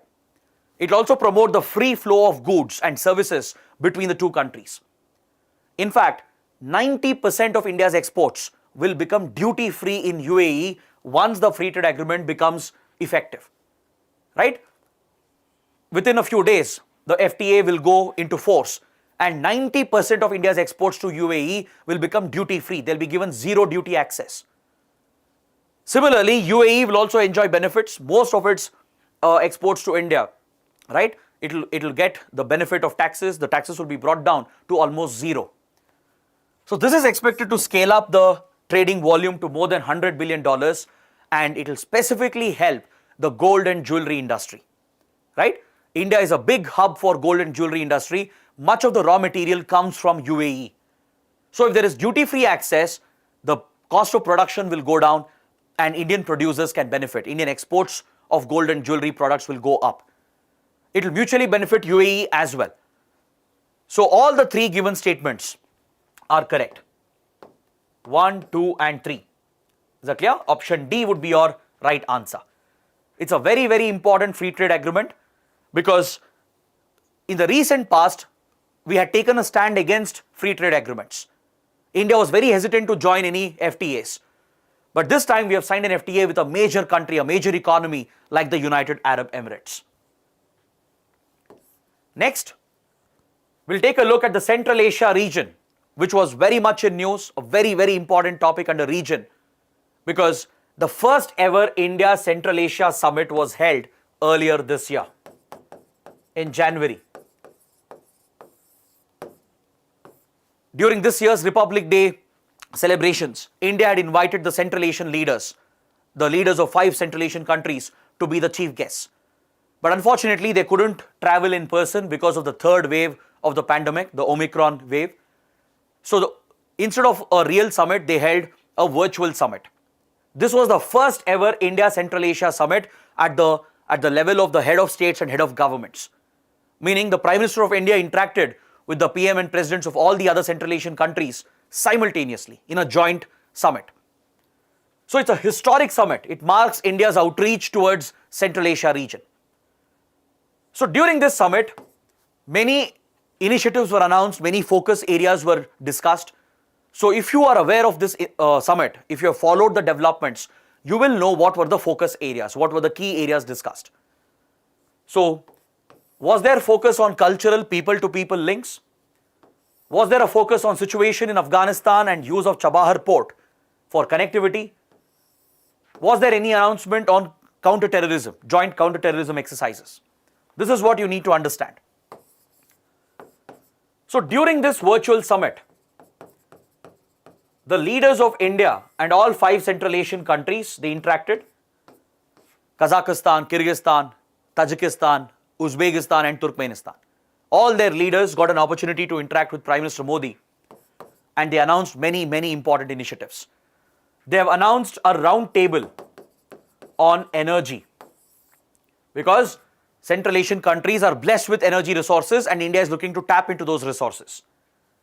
They've announced few cultural initiatives to revive the Buddhist links and the Buddhist heritage between the two countries. India, Central Asia, they have a very close cultural relationship that goes back to ancient medieval times, right? So to revive those links and to explore those areas, a Buddhist heritage initiative has been set up. Many cultural programs have been launched during this summit. Along with that, they have committed to hold a joint counter-terrorism exercise. Because terrorism from Afghanistan, Pakistan affects not just India, it also affects the Central Asian countries. So joint counter-terrorism was also a focus. And finally, they have discussed about Afghanistan and the viability of using the Chabahar port in Iran, developed by India, to connect with Afghanistan and Central Asia. Because see, India, Central Asia, they don't have direct connectivity. We were dependent on Iran and Afghanistan to connect with Central Asia. That's why India developed the Chabahar port in Iran. But now, given the situation in Afghanistan, it has disrupted India's connectivity projects, and there is no certainty on how India will connect with Central Asia. So that is why the two countries have focused on the situation in Afghanistan and how they can use Chabahar port for connectivity. So all the 3 are correct. All the 3 were focus areas. Option D is the right answer. Is that clear? Now moving on to the next question. This question is again related to FTAs, free trade agreements, because this year has been particularly important for free trade agreements. India has entered the equation again after initially resisting free trade agreements.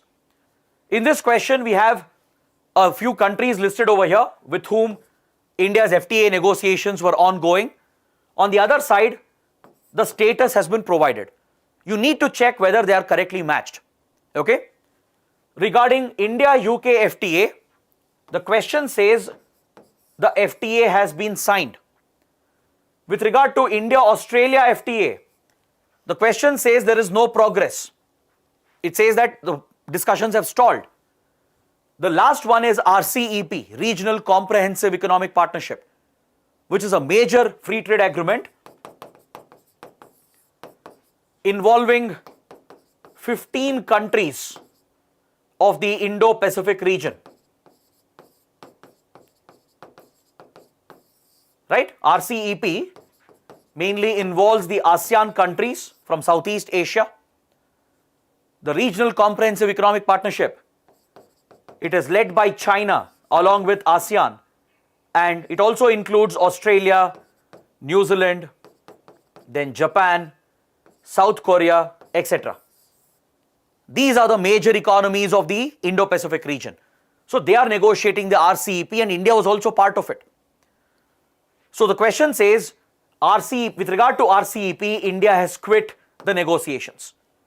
So you need to check which of them are correctly matched. See, when it comes to India and the United Kingdom, the FTA negotiations are ongoing. That is the status. Now, this topic is important because recently, British Prime Minister Boris Johnson was on a visit to India. The FTA talks were discussed, right? Here the question is saying the FTA has already been signed. This is incorrect because India-UK FTA, it is still being negotiated. It is an ongoing negotiation and both countries are hoping to finalize the deal within this year. Understood? So this FTA is not signed, it is not concluded. The talks are still going on. Coming to India-Australia, the question says that there has been no progress. However, this is also incorrect. Why? Because just a few months back, after we signed the FTA with the United Arab Emirates, we signed a historic trade agreement with Australia known as the Economic Cooperation Trade Agreement, or ECTA. Is that clear? In February 2022, we signed the FTA with UAE. Just a few weeks later, we signed a historic trade agreement with Australia known as ECTA, the Economic Cooperation and Trade Agreement. This will immensely benefit various industries and sectors both in India and Australia. It will boost the trading volume. It will benefit Indian industries, especially the small and the MSME industries. It will also benefit the agriculture sector, right? It will boost the trading volume. So the ECTA between India and Australia is another major FTA that India has signed this year. Understood? That is why the second pair is incorrect, because it says there is no progress. However, the third one is correctly matched. RCEP, India has quit the negotiations. Why? Because Indian producers, Indian industry, Indian farmers, they all had a lot of concerns about RCEP. There were concerns that if we sign this FTA with all these 15 countries, it will open floodgates for cheap imports. Indian market might be flooded with better quality and cheaper products from all these countries. So Indian producers couldn't compete with them. So there was a fear that cheaper imports will wipe out the Indian market, and hence there was a lot of pressure from Indian producers on the Indian government. So keeping their interests in mind, the Indian government decided to quit RCEP negotiations. Right? In 2019, India decided to quit RCEP. So third one is correctly matched. Option C, 3 only is the correct answer. Is that clear? The next question, which region has witnessed the maximum number of military coups in the world?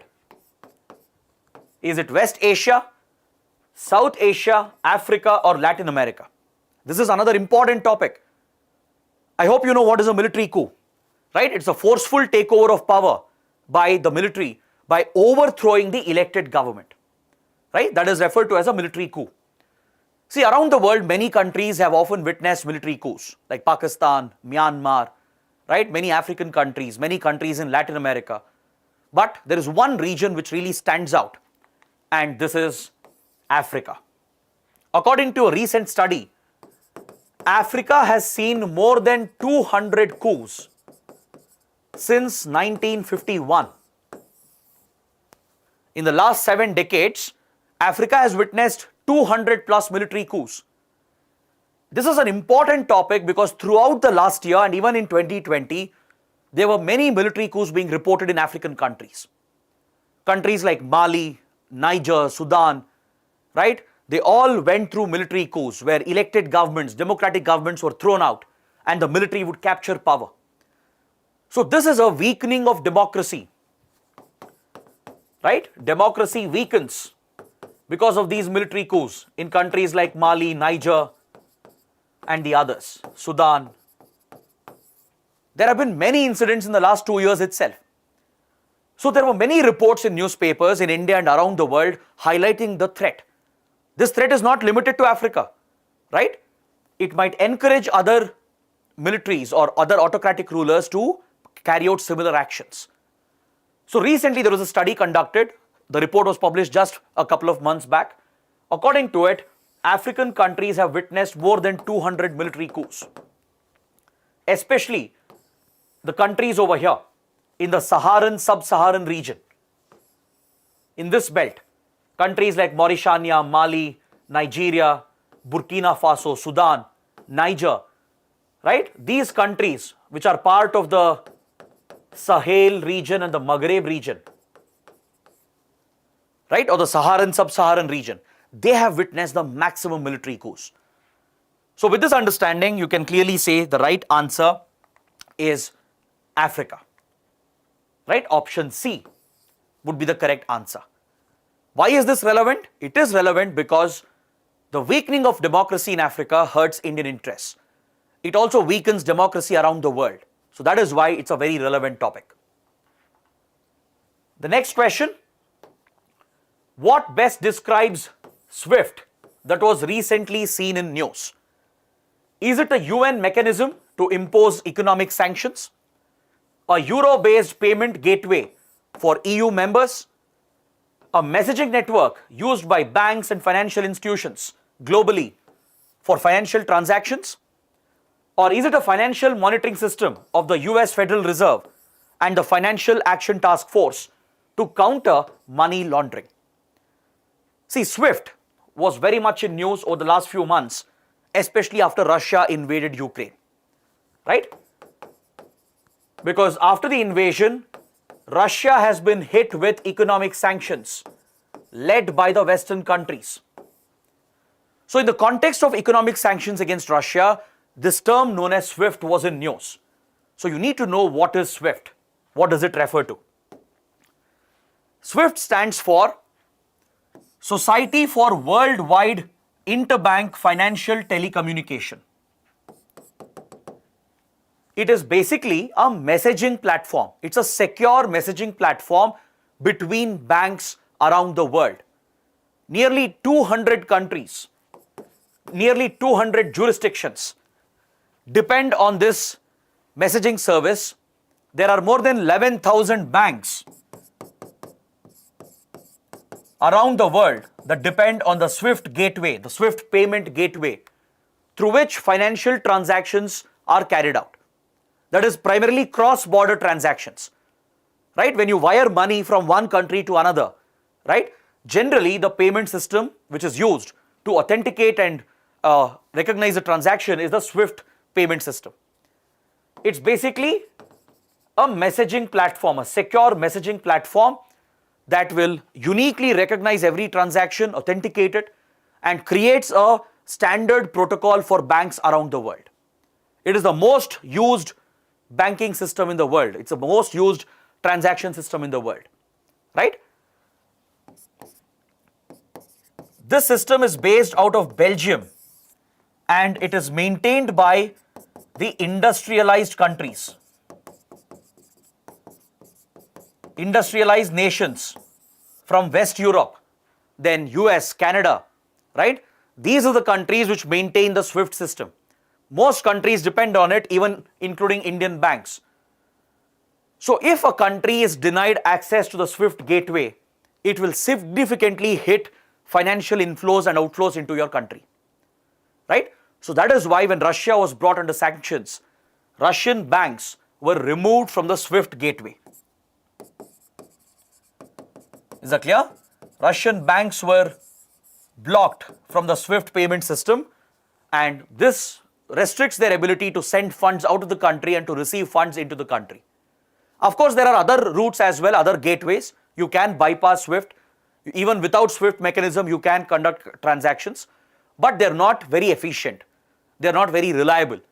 The most used transaction system was the SWIFT gateway. So since Russian banks have been disconnected, right, it is going to impose a economic cost on Russia. So that is why the topic was in news. So now, what is the correct answer? The correct answer is option C, right? It's not option A. Please don't get confused. It's not a UN mechanism. It's not used to impose sanctions. That's not the purpose of SWIFT. SWIFT is a messaging network used by banks around the world for financial transactions. Option C is your right answer. The next question, again related to the Russia-Ukraine crisis. Under Operation Ganga, India evacuated its citizens through which countries? I hope you know that more than 20,000 Indians, most of them students, were stuck in Ukraine in the conflict zone when Russia invaded the country. India launched an emergency evacuation mission known as Operation Ganga to bring back the Indians. Right? India has a history of carrying out such evacuations. But this time, India had to rely on some neighboring countries of Ukraine to pull out the Indian nationals and safely bring them back from these countries. So the support given by these countries was critical for Operation Ganga. So the question is asking which countries were involved, which countries were used by India to carry out this evacuation. Was it Belarus, Poland, Slovakia, Hungary, Romania, Bulgaria? Okay, let me help you understand by showing you a map of the region.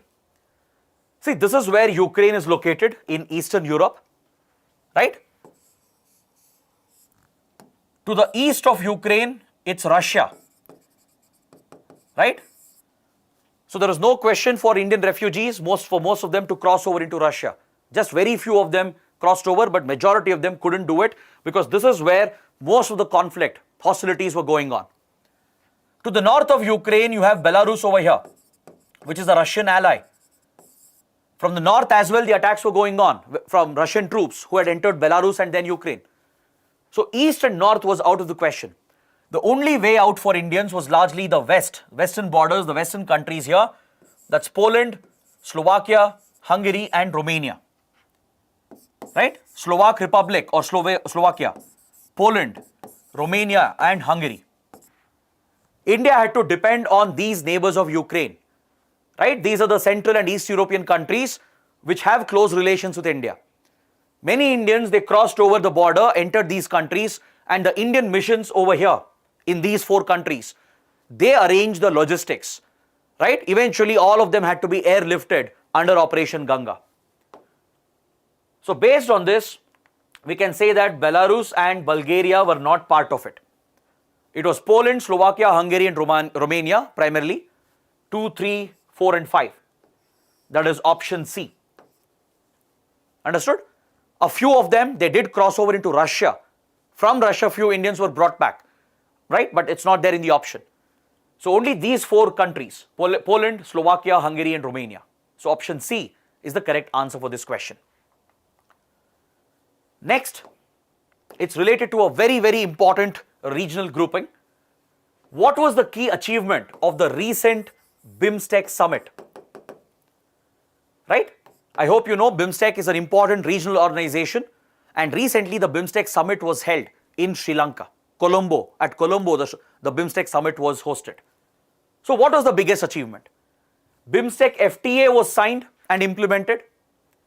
BIMSTEC Charter was signed and adopted. Declaration of the Master Plan for Transport Connectivity, or both B and C. See, the BIMSTEC grouping that stands for Bay of Bengal Initiative for Multi-Sectoral Technical and Economic Cooperation.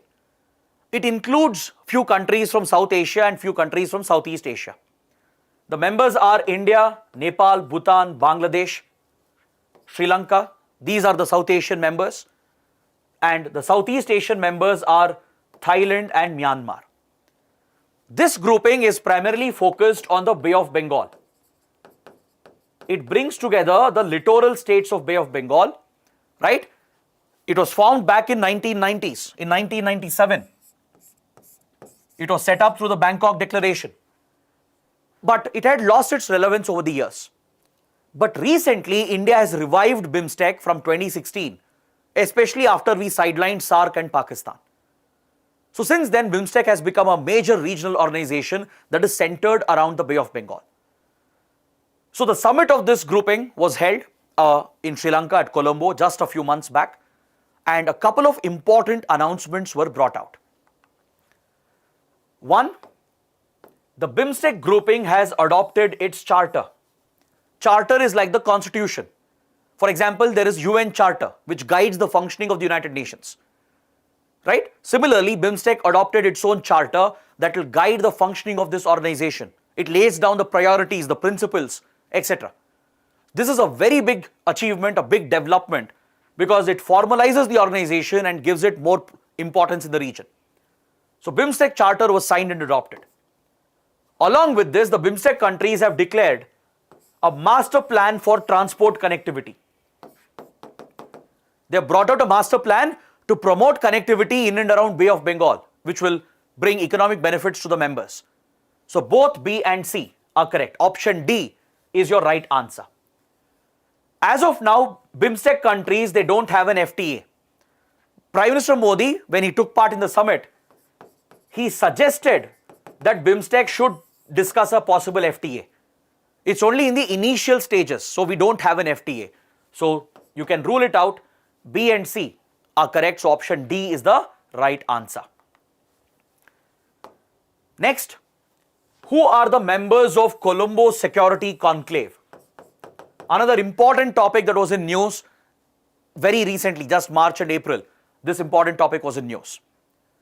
Right? So there are 4 options given. A list of countries are there.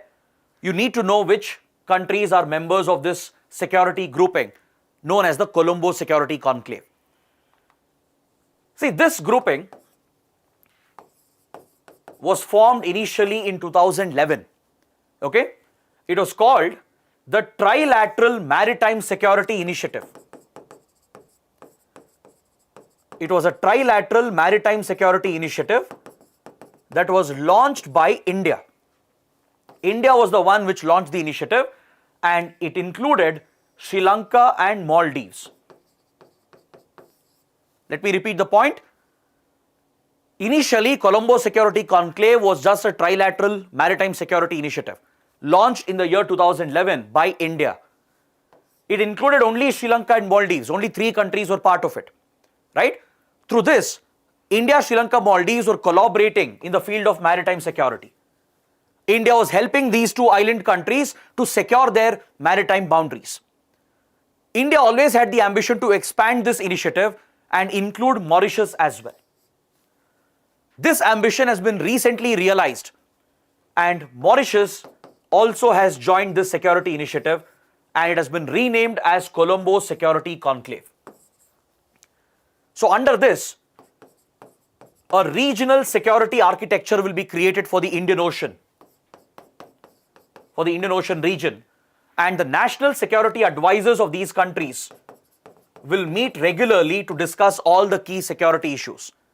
They'll take a look at piracy, terrorism, radicalization, maritime security and maritime threats, disaster management, and even organized crime. All these security issues affecting the Indian Ocean will be dealt with by the Colombo Security Conclave, and it might even lead to joint military exercises and greater military collaboration between these 4 important countries of the Indian Ocean. So India, Sri Lanka, Maldives and Mauritius are the members. On the other hand, Bangladesh and Seychelles have been invited as observers. They are observers to this conclave. There is a proposal to include them as well as members, but as of now, they are still observers. So based on this, you can answer the question. The correct answer is option B. Sri Lanka, India, Maldives and Mauritius. These are the members of Colombo Security Conclave. Right? A small topic but a very important topic. Next, we have another match the following type of question here. It's related to some of India's important military exercises. On one side, you have a list of military exercises in which India takes part. They have been matched with the country which is involved with India. There is Lamitier, matched with Seychelles, Varuna matched with Russia, Slinex matched with Singapore. These recently held military exercises can be important for your exams. If you remember in the first session, we had discussed some important military exercises that India is involved with West Asian countries like UAE, Oman, Saudi Arabia and the others.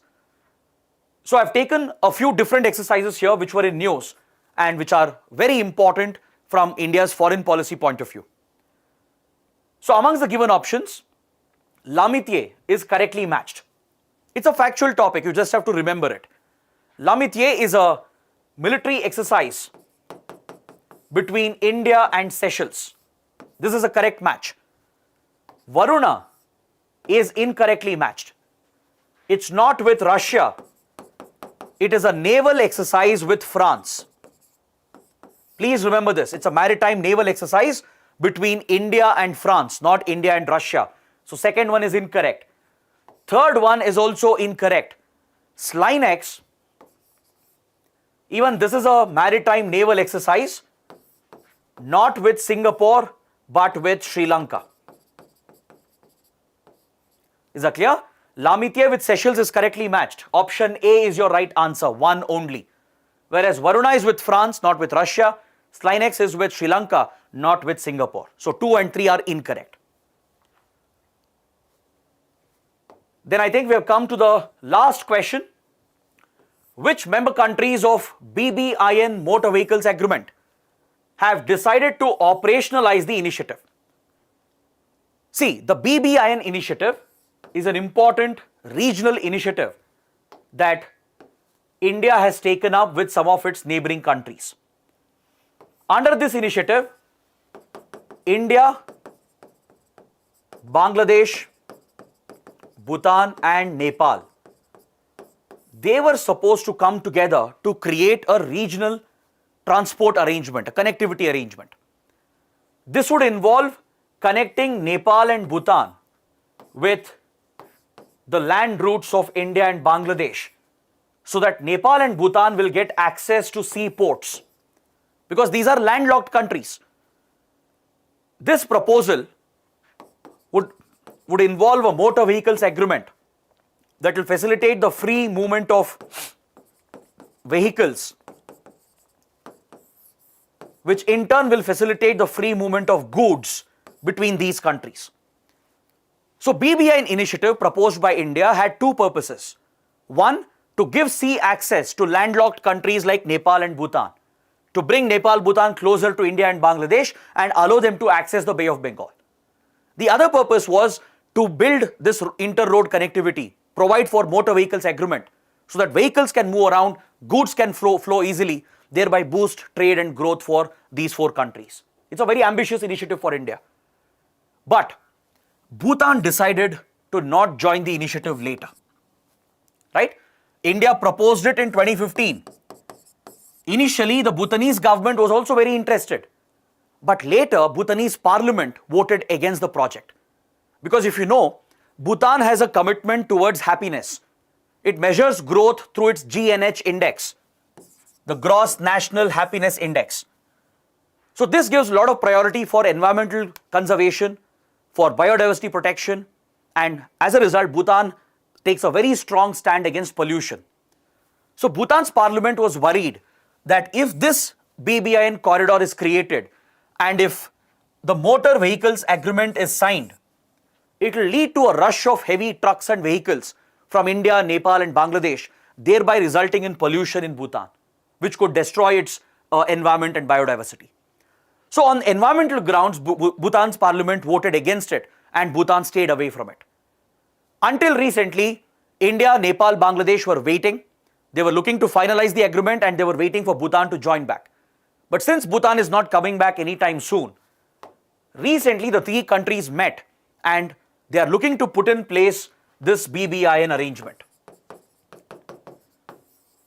By excluding Bhutan for the time being, the other three countries, that's India, Bangladesh and Nepal, they are looking to go ahead while Bhutan stays out of this initiative as of now. So 1, 3 and 4, option D is the correct answer. These three members of BBIN, that's India, Bangladesh and Nepal, they are looking to operationalize this travel arrangement, this transport connectivity arrangement, while Bhutan sits out of it as of now. Right? So that is why option D becomes the correct answer. So with this, I would like to bring our discussion to an end. We have completed 3 sessions for IR related current affairs. We have completed all the important current affairs topics of the last 1 year, along with some selected topics from the previous years. Right? So this also brings our crash course to an end. I really hope it has been a productive course for you. The sessions have been productive for you. If you have benefited from the course, if it has helped you revise all the current affairs, do let us know by liking the videos, share your comments as soon as the session ends. Also share these videos with your fellow aspirants who are preparing for the exam. You still have enough time to revise everything, right? So go through the videos if you want. The PDFs are provided in the description box. You can download them, go through the questions, revise the topics again, right? Once the exam ends, and if you do well in the exam, please let us know again. Let us know in the comments how the crash course helped you in cracking this year's prelims. So with this, I would like to conclude the session in the crash course. Thanks for being with us. Have a good night and don't forget to subscribe to our channel.